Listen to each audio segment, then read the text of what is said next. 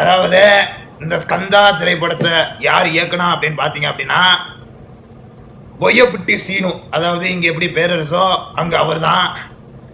குங்குமம் ஓகே, நாளிதழில் கூட வந்துடும். அவருடைய முந்தைய படம் அகந்தா அப்படின்னு ஒரு படம். கப்ப மவன மார்வல் உள்ள எல்லா கேரக்டரையும் நம்ம பாலையா வச்சே பண்ணியிருப்பாங்க. இங்கே எப்படி வாரிசுல தமன் மியூசிக் போட்டாரோ, இங்கே எப்படி அனிருத்தோ, இங்கே எப்படி அனிருத்துனாலே ஒரு ஃபயரோ, அதே மாதிரி தமன்கிறவர் தான் அங்கே ஃபயரு. கப்பா மவன பீட்டு வேற லெவலு.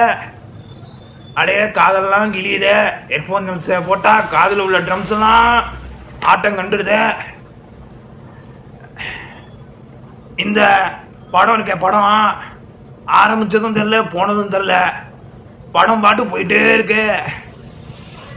2 சிஎம்க்கு நடுவில் நடக்கிற கதை தான் இந்த